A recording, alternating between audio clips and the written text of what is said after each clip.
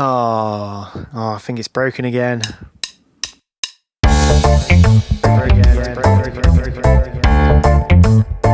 Is fuel meant to come out of there? Boat jobs with Adam. Oh, I dropped it in the sea. Just do like a few. Oh, not again, Adam.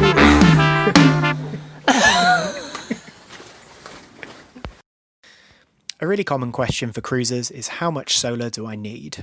If you're a digital nomad like Emily and me, trying to work from the boat and run laptops and internet as well as essentials like navigation lights and GPS, it's not an easy question to answer.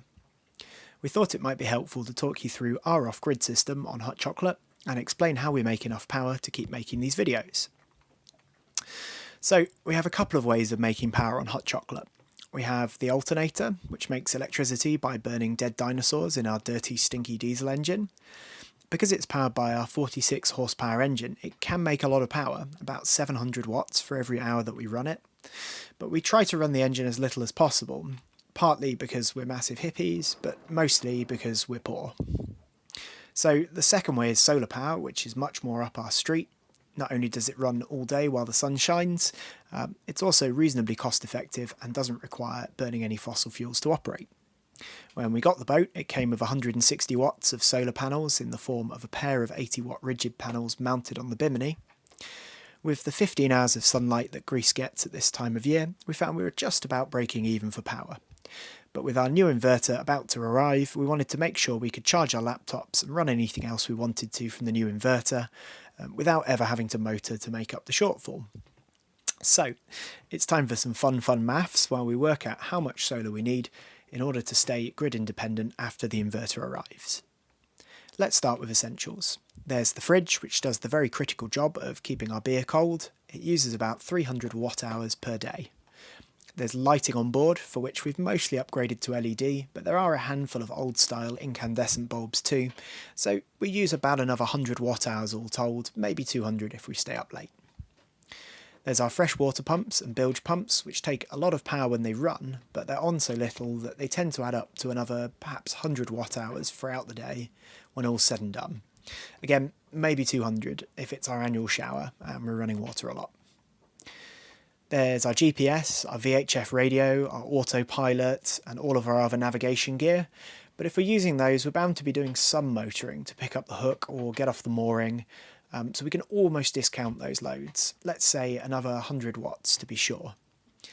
Our internet runs on a magic 4G box, for which you can find a link in the description. That uses about 60 watts a day.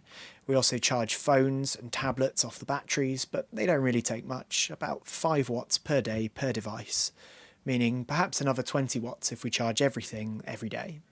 Again, let's go nuts and call it 100 watts. Now our laptops. These can be pretty power hungry. They draw about 50 watts an hour, and in a normal workday we might use 2 of them for 10 hours each. That's 500 watt hours apiece, or 1 kilowatt hour in total. We want to be able to use our laptops as much as we please, so we're going to assume that every day is a workday, even though it isn't, thankfully. Alright, let's add it all up. So in total we want to be able to use 1700 watt hours a day without burning any dead dinos.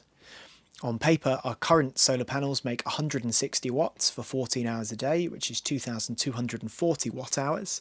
But in reality, a lot of things will chip into that figure, whether it's shading from the sails and mast, high temperature, which reduces the efficiency of the panels, even their angle to the sun, or if we anchor in a nice bay that puts us in the shade of a cliff. A good way to sense check it and see what we really get in real life is to look at the fact that we were basically breaking even before we had our laptops. So we were using around 800 watt hours, 7 or 800 watt hours in a day, and we were seldom running the batteries down. So realistically, we were seeing about 800 watt hours out of our panels. Now let's work back. If 160 watts of panel gave us 800 watt hours, each watt of solar panel was worth about 5 watt hours when all's said and done. So if we want to run 1000 watts of laptops, we need to add 200 watts of solar just to keep up. That should actually give us a lot of headroom because we've overestimated throughout the process and we are going to have to motor sometimes, whether we like it or not. So 200 watts should be oodles. Simple? Well, not really, but hopefully it gives you an idea of how we approach specifying our extra panels. I am a massive off-grid geek, so if you're scratching your head or you'd like any advice about your own system, you can always try messaging us, and if we're somewhere with internet, I'll see if I can help you out.